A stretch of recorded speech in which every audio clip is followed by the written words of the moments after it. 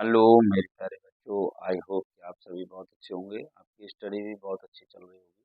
मैं रामरूप सर सफलता coaching class class से आपके लिए 10th साइंस का लेक्चर 3 चैप्टर 3 धातु अधातु का लेक्चर 3 भी लेकर आया हूँ। लेक्चर 2 में मैंने 27 तक अपलोड किए थे। ये 28वां क्वेश्चन है, धातुओं का निष्कर्ष कैसे होता है।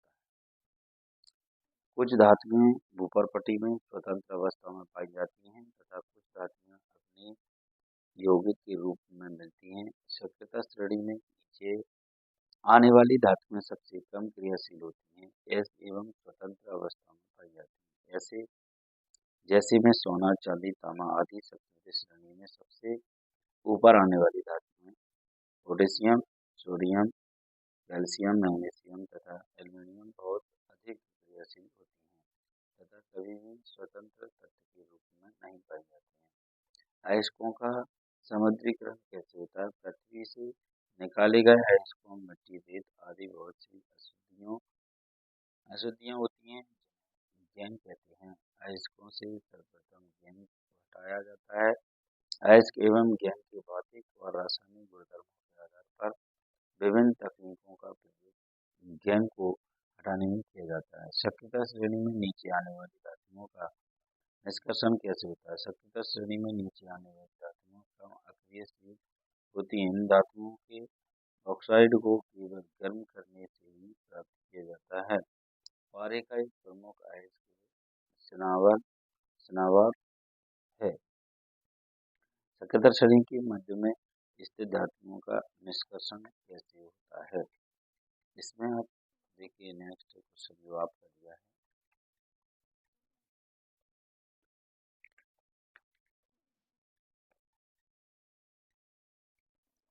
आयरन आयरन जिंक, कॉपर आदि का अभिक्रियाशीलता या मध्यम होती है। प्रकृति में यह धातुएं प्रायः सल्फाइड या कार्बोनेट के रूप में पाई जाती है। वर्जन से क्या समझते हैं। सल्फाइड अयस्क को वायु की उपस्थिति में अधिक ताप पर गर्म करने पर यह ऑक्साइड में परिवर्तित हो जाता है। यह प्रक्रिया वर्जन कहलाती है। उदाहरण 2ZnH plus 3O2 equal to 2ZnO plus 2SO2। निस्तापन किसे कहते हैं समझाइए। कार्बोनेट अयस्क को सीमित वायु में अधिक ताप पर गर्म करने से यह ऑक्साइड में परिवर्तित हो जाता है। इसे प्रक्रिया को निस्तापन कहते हैं। उदाहरण है ZnCO3 equal to ZnO plus CO2।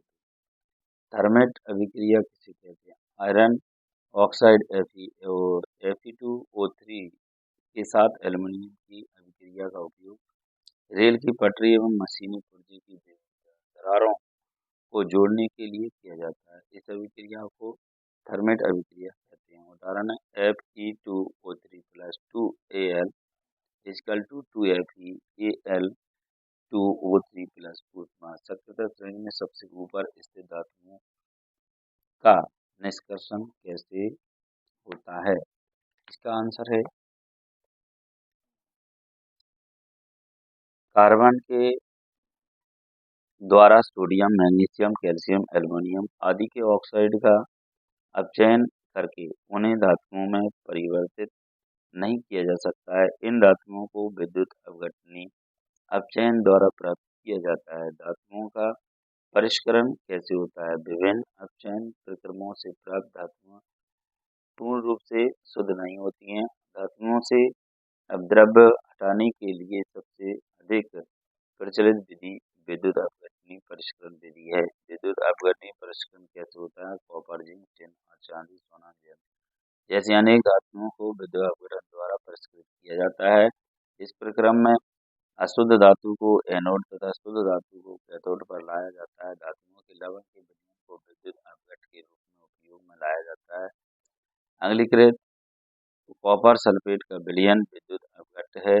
अशुद्ध तांबे एनोड तथा जब शुद्ध तांबे की पट्टी कैथोड का कार्य करती है। विद्युत धारा प्रवाहित करने पर शुद्ध तांबा कैथोड पर निक्षेपित हो जाता है। विलेय अशुद्धियां विलयन में घुल जाती हैं। अविलेय अशुद्धियां एनोड की तली पर निक्षेपित हो जाती हैं, जिसे एनोड पग कहते हैं। संक्षारण किसे कहते हैं? जब कोई धातु अपने आसपास अम्ल, आर्द्रता, नमी, ऑक्सीजन आदि के संपर्क में आने से यह संक्षारित हो जाती है, तो इसे संक्षारण कहते हैं। सोना एवं ऐसी धातुएं जो आसानी से संक्षारित नहीं होती हैं। नेक्स्ट इसी में क्वेश्चन है,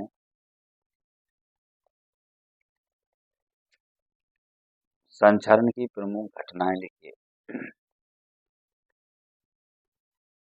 संक्षारण की प्रमुख घटनाओं में लंबे समय तक आर्द्र वायु में रहने पर लोहे पर भूरे रंग की परत चढ़ जाती है, जिसे जंग कहते हैं। खुली वायु में छोड़ देने पर सिल्वर की वस्तुएं वायु में उपस्थित सल्फर के साथ अभिक्रिया करके सिल्वर सल्फाइड की परत बना लेती हैं तथा धारी काली पड़ जाती हैं। संक्षारण से सुरक्षा कैसे होती है? जंग लगने से लोहे को बचाने के लिए उस पर पेंट करते हैं या ग्रीस लगाते हैं। दूसरा है, जंग को अन्य विधियों के द्वारा भी रोका जा सकता है, जैसे क्रोमियम लेपन द्वारा, एनोडीकरण द्वारा या मिश्र धातु बनाकर। तीसरा, लोहे इस्पात को जंग से सुरक्षित रखने के लिए उस पर जस्ता या जिंक की पतली परत चढ़ाई जाती है। इस विधि को यास्द लेपन कहते हैं। यदि लोहे के साथ अन्य कोई पदार्थ मिला दिया जाए तो पदार्थ के गुणधर्म बदल जाते हैं। यह पदार्थ धातु एवं अधातु कुछ भी हो सकता है। मिश्र धातु किसे कहते हैं? दो या दो से अधिक धातुओं के समांगी मिश्रण को मिश्र धातु कहते हैं। नेक्स्ट देखिए, मुख्य पॉइंट है जी, मिश्र धातु अवयव उपयोग। पीतल है जो अवयव है इसका Cu एवं Z है। बर्तन बनाने में, मूर्तियां बनाने में इसका उपयोग किया जाता है। कांसा है, Cu एवं Sn है, बर्तन एवं मूर्तियां बनाने में। सोलर पीवी एवं SN विद्युत तारों की वेल्डिंग में। मोस्ट देखिए ये क्या है कि शुद्ध सोने को 24 कैरेट कहते हैं। यह काफी नरम होता है, इसलिए आभूषण बनाने के लिए उपयुक्त नहीं होता है। इसे कठोर बनाने के लिए इसमें तांबा एवं चांदी मिलाए जाते हैं। भारत में अधिकांश आभूषण 22 कैरेट के बनाए जाते हैं। इसका तात्पर्य यह है कि 22 कैरेट सोने में 22 भाग शुद्ध सोना और 2 भाग तांबा या चांदी होता है। सोडियम को केरोसिन में डुबोकर क्यों रखा जाता है? सोडियम धातु वायुमंडल की नमी, आर्द्रता के प्रति अति क्रियाशील होती है, इसलिए इसे केरोसिन में डुबोकर रखा जाता है ताकि यह नमी के संपर्क में न आए। जिंक को आयरन सल्फेट के विलयन में डालने से क्या होता है? इसकी रासायनिक अभिक्रिया लिखिए। आयरन सल्फेट विलयन का रंग उड़ जाता है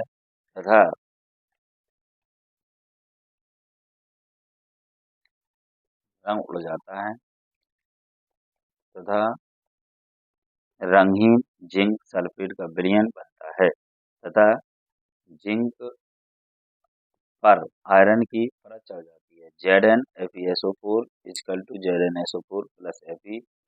आयनिक यौगिकों के उच्च गलनांक क्यों होते हैं? क्योंकि प्रबल अंतर आयनिक आकर्षण को तोड़ने के लिए ऊर्जा की पर्याप्त मात्रा की आवश्यकता होती है, इसलिए आयनिक यौगिकों के उच्च गलनांक होते हैं। कारणदायी प्लेटिनम, सोना एवं चांदी का उपयोग आभूषण बनाने में किया जाता है। प्लेटिनम, सोना, चांदी अत्यंत ही क्षीण क्रियाशील होती हैं तथा इनका संक्षारण नहीं होता है, इसलिए इनका उपयोग आभूषण बनाने के लिए किया जाता है।